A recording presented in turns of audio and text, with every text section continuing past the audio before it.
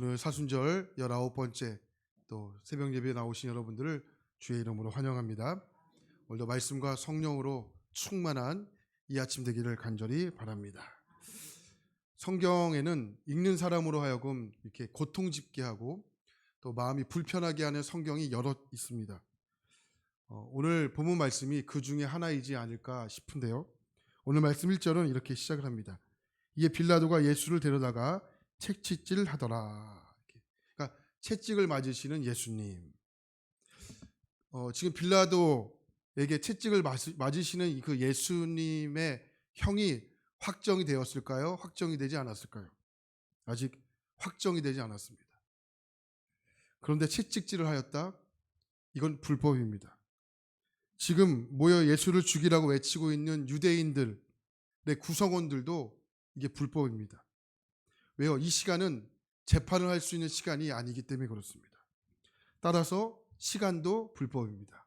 그러니까 전부 다 불법이죠. 요한복음 18장 39절 말씀을 보면 불법으로 모여있는 유대인들을 향해 빌라도가 한 가지를 제안을 합니다. 6월절이면 내가 너희에게 한 사람을 놓아주는 전례가 있으니 그러면 너희는 내가 유대인의 왕을 너희에게 놓아주기를 원하느냐. 그러니까 빌라도가 정치인입니다. 그러니까 상당한 유연성을 가지고 있는 인물이죠. 그러나 빌라도는 유대인이 아닙니다. 로마의 군인입니다. 로마 황제로부터 친히 임명받아 이렇게 유대로 나온 유대의 총독입니다. 그 빌라도가 유대의 법은 없지만 이전부터 내려오는 그 유대인의 전례로 이를 해결하고자 했습니다. 그런데 마태복음 27장 15절에 보면 이런 말씀이 있습니다. 명절이 되면 총독이 무리의 청원대로 죄수 한 사람을 놓아주는 전례가 있더니, 또 마가복음 15장 6절에 보면 비슷한 말씀이 있는데 명절이 되면 백성들이 요구하는 대로 죄수 한 사람을 놓아주는 전례가 있다. 그러니까 무리의 청원대로 또 백성이 요구하는 대로. 그러니까 무슨 이야기냐면 사람을 놓아줄 권한은 빌라도에게 있지만 그 사람을 선택할 권한은 누구에게 있는 거죠? 백성들에게 있다는 거예요. 그러자 유대인들을 누구를 놓아주기를 원하느냐? 18장 40절입니다. 그들이 또 소리질러 이르되 이 사람이 아니라 바라바라 하니 바라바는 강도였더라. 그러니까 바라바를 놓아주기를 원하고 있는 거죠. 근데 여러분, 이 바라바라는 인물이요 참 재미있습니다. 그러니까 우리와 참 많이 비슷해요. 이 바라바의 이름의 뜻이 아버지의 아들이라는 뜻이에요. 아버지의 아들. 그러니까 뭔가 이상해 보이지 않으세요? 아버지의 아들. 여러분, 아버지의 아들이 아닌 사람이 있으세요? 그러니까 이 바라바라는 이름이 참 특이하고 재미있습니다. 그러니까 바라바는 모든 사람을 표현한 이름이지 않을까라고 싶어요. 근데 알고 봤더니 바라바가 죽어야 하는데 그 대신 누구를 죽였습니까?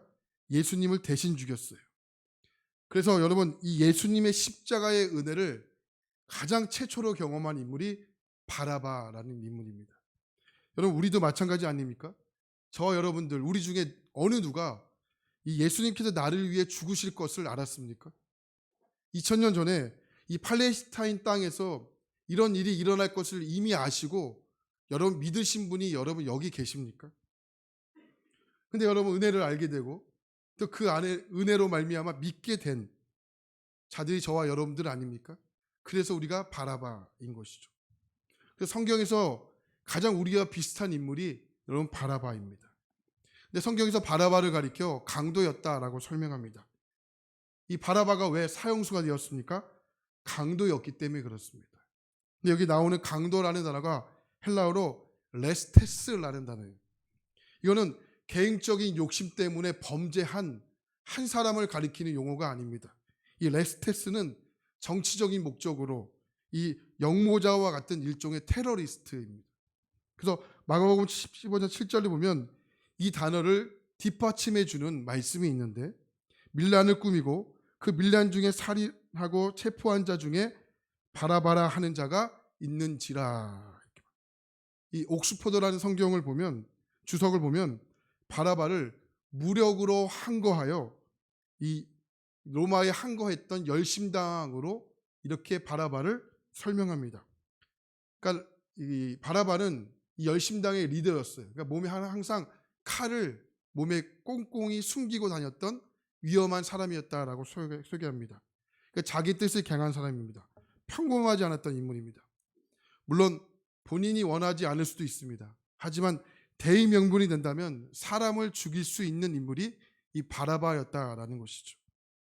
그러니까 이런 양면성을 가지고 있어요. 바라바는 국가를 위해서는 어쩌면 이렇게 애국한 인물이 있을지 모르겠지만 또 한편으로는 자기의 욕심을 이기지 못한 인물, 이 양면성을 가지고 있는 사람이 바로 바라바였다라는 것이죠.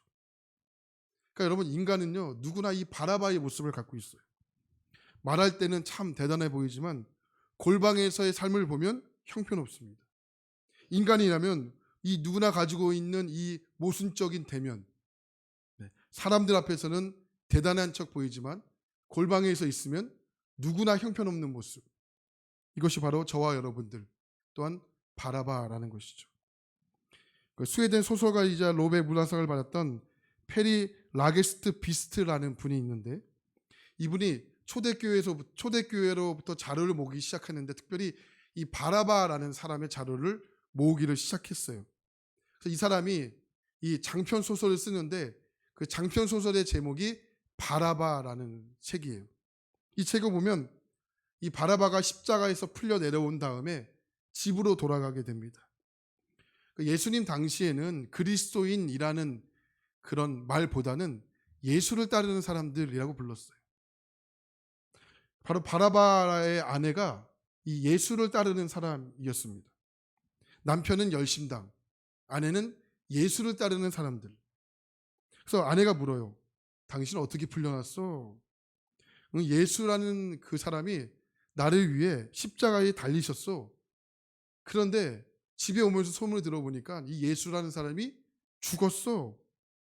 그 이야기를 듣고 아내가 이 바라바를 바라보면서 이렇게 대답해 주었어요. 예수님이 대신 죽으셨기 때문에 당신이 산 거야. 그러니 이제부터 당신의 생명은 당신 것이 아니라 예수님의 것이 되어야 돼. 바라바가 이 말을 듣고 충격을 받습니다. 그리고 예수를 따르는 사람이 됩니다. 그리고 나중에는 예수님을 전하다가 감옥에 붙잡히게 되고 십자가에 달려 죽게 됩니다. 이게 페리 라게스트 비스트라는 사람이 자료를 모아서, 바라바의 자료를 모아서 이게 만든 책에서 나오는 이야기입니다. 그러니까 바라바는 뭔가를 준비해서 구원받은 사람은 아니에요. 그야말로 얼떨결에. 그러다가 예수의 소문을 듣고 예수님께서 나 때문에 죽으셨구나, 또 예수님 나 때문에 십자가에 죽으셨구나, 이것을 느끼게 되면서 그때부터 예수에 걸어갔던 사람이 바로 바라바라는 사람입니다. 여러분, 우리의 인생도 마찬가지 아닙니까? 여러분들이 구원받기 위해서 뭔가를 준비했다, 교만입니다. 우리가 구원받기 위해서 준비했던 사람이 없어요. 우리도 죄송합니다. 얼떨결에 예수님께서 나에게 오셨고 내가 그 얼떨결에 은혜를 받고 예수님은 나의 구원자로 고백하게 된 것이죠. 우리는 이것을 하나님의 은혜라고 이야기하는 것이죠. 우리 모두도 그 은혜로 구원을 받게 됩니다. 우리 교회에서 5월달이 되면 종교개혁지 성지순례를 가게 됩니다. 유럽에 있었던 종교개혁자 하면 대부분 마틴 루터나 칼뱅을 생각하게 됩니다. 근데 저도 이번에 준비하면서 알게 된 사실은 그 야누스라는 사람이 종교개혁을 일으켰던 사람이 있습니다. 이 야누스라는 사람은 이 마틴 루터가 종교개혁이 일으키기 100년 전에 이미 체코에 있는 프라하에서 활동했던 종교개혁자이자 프라하 대학의 총장이었습니다. 그 야누스가 이 가톨릭에 대항하면서 외쳤던 이야기는 간단하면서 매우 강력했습니다. 말씀으로 돌아가자라는 구호였습니다. 이 구호를 가지고 교황과 그 가톨릭의 대주교들과 맞서 싸우기 시작합니다. 근데 이 말씀으로 돌아가자, 이 캐치프레인을 전하다가 화형을 당하게 됩니다. 근데 이 화형을 당해 죽어가면서 이가 남겼던 말이 있어요. 이런 말입니다. 입으로 증거했다면 이제는 피로 증명하구나. 입으로 증명했다면 이제는 피로 증명하구나. 여러분, 야누스가 실패했습니까? 아닙니다. 이 야누스가 화형당에 순교했지만 이 야누스를 따르는 사람들, 이 야누스가 외쳤던 이 캐치프레이즈, 말씀으로 돌아가자, 이 정신 하나 가지고 프라하의 밑에 가면 타보르라는 동네가 있는데 이 타보르라는 동네에서 이들이 숨어서 이 외침을 외치기를 시작을 하는 겁니다. 말씀으로 돌아가자. 그리고 이 야누스의 영향을 받았던 이 독일의 마틴 루터, 스위스의 칼뱅, 영국의 위클리프라는 인물이 이 말씀으로 돌아가자라는 캐치프레이즈의 감명과 은혜와 감격을 받고 이들이 이 자국어로 된 성경을 번역하기를 시작합니다. 그리고 그들에게 있어서 이 독일어와 스위스어와 여러분 영국의 이 자국어로 된 성경이 보급되기를 시작하는 거예요. 결국 이들은 화형당합니다. 파면당합니다. 근데 어느 누가 자신 있게 이들을 향해서 실패자라고 이야기할 수 있는 분들이 계십니까? 아닙니다. 그 증거가 이 새벽에 예배하고 있는 저와 여러분들이 아니겠습니까? 여러분 잊지 마십시오. 겉으로의 승리가 절대로 승리가 아닙니다. 그런가 하면 오늘 또 다른 인물이 등장하는데 그게 빌라도입니다. 오늘 말씀 1절을 보면 이렇게 말했죠. 이에 빌라도가 예수를 데려다가 책찍질하더라. 빌라도가 즉시 예수님을 데려다가 책찍질하더라 라는 말씀으로 시작이 됩니다. 마태복음을 보고 마가복음에 보면 똑같은 내용이 등장합니다. 마태복음 27장과 마가복음 15장을 보면 이 예수님을 채찍질하는 장면이 나옵니다. 근데 마가복음과 마태복음과 요한복음의 채찍질의 그 내용은 같지만 단어가 달라요. 마태복음과 마가복음에 나오는 단어는 프리겔로사스라는 단어예요. 이 단어는 말 그대로 형벌의 종류입니다.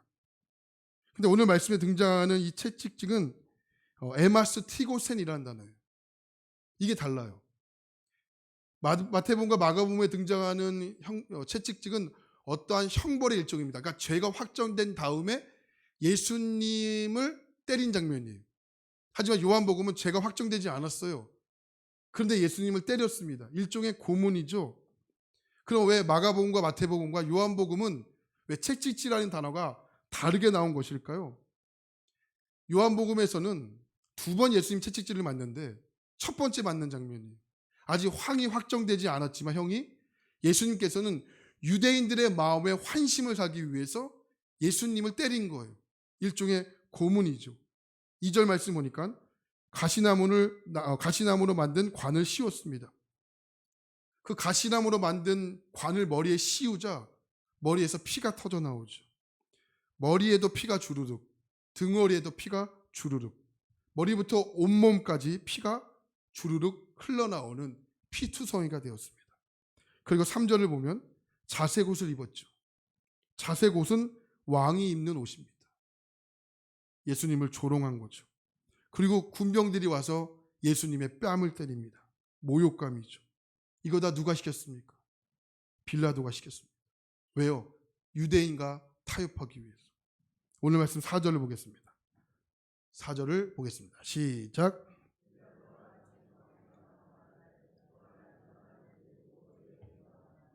이는 내가 그에게서 아무 죄도 찾지 못할 것을 너희가 알게 하려 함이니. 자료를 찾아보니까 이 빌라도가 출세욕이 강했다라고 자료가 남겨져 있습니다. 그래서 항상 이 빌라도는 로마, 이 중앙정부, 이 중앙으로 나가기 위해서 무단히 노력했던 인물입니다. 근데 유대인들이 그것을 몰랐을까요? 12절 말씀 보니까 빌라도에게 이렇게 질문합니다. 지금 당신이 누구에게 충성합니까? 지금 예수를 놓아주면 당신은 로마 황제에게 반역하는 반역자가 됩니다. 이 말을 듣고 한순간에 무너집니다. 16절 말씀 보니까 이에 예수를 십자가에 못 박도록 그들에게 넘겨주니라. 원어 성경을 보면 이 부분을 아주 재미있게 의역해 놓습니다. 그런 후에 저희를 만족시키기 위해서, 저희가 누구일까요? 유대인들이겠죠. 유대인들을 만족시키기 위해서 예수를 십자가에 못 박히게 내어줬다. 빌라도죠.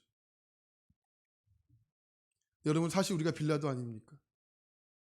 욕심이 과감히 버리지 못하고 그럴듯한, 믿는 척한, 그러나 마귀에게는 무너지는 한순간이 되는 거죠. 여러분, 요즘 팩트체크라는 말을 참 많이 합니다. 근데 인간이 사실을 따라가지 않습니다. 여러분, 가슴에 손을 얹고 잘 한번 생각해 보십시오. 정말 팩트, 사실을 따라가십니까? 아니에요. 팩트인데 나에게 불리하면 절대로 인정하지 않습니다. 반대로 팩트가 아닌데 나에게 좋으면 계속 맞다고 이야기합니다. 이게 인간이에요. 이게 빌라도를 보십시오. 팩트를 따라갔습니까? 아닙니다. 너 누구에게 충성하냐? 반역이다. 고민하지 않죠. 무너지죠. 예수를 죽여라. 여러분, 우리도 말씀에서 팩트 체크하지 않으면 이 빌라도가 걸어갔던 이 길을 걸어갈 수밖에 없어요. 인간이 그래요. 인간이요, 여러분, 위대합니까? 인간이 위대하지 않습니다. 인간은요, 이 빌라도예요. 겉과 속이 달라요. 누가 보면 위대하지만 누가 안 보면 처참합니다. 이게 인간이에요. 그래서 여러분, 말로 믿는다, 생각으로 믿는다, 안 돼요. 신앙은 말씀으로 믿어져야 하는 겁니다. 많은 것을 알고 화려했던 빌라도의 길을 걸어가지 않고 아무도 알아주지 않아도 몰라도 말씀의 팩트다 라면, 말씀이 팩트다라고 이야기하면 그 길을 걸어가는 것이 하나님의 자녀들이죠. 세상 사람들은 자기의 것으로 살아가지만 하나님의 자녀는 하나님의 것으로 살아갑니다. 그것이 그리스도인입니다. 여러분, 고난주간을 걷고 있습니다. 여러분, 이 고난주간 예수님께서 특별히, 물론 365일 우리가 십자가를 생각해야 되지만 특별히 주님이 우리에게 이날만큼은 너에게 십자가가 좀 생각나야 되지 않을까? 그래서 예수님께서 정해주신 날이에요. 하나님께서. 여러분, 이 십자가 말로 믿고 생각으로 믿지 말고 여러분, 말씀으로 믿어지는 은혜를 오늘 이 새벽 저와 여러분들에게 주님이 부어주게 되기를 축원합니다. 여러분, 그래서 이 말씀에 대한, 이 말씀이 우리에게 주는 이 팩트로 여러분 날마다 승리하는 복된 하나님의 자녀가 되기를 간절히 축원합니다. 하나님 고맙습니다.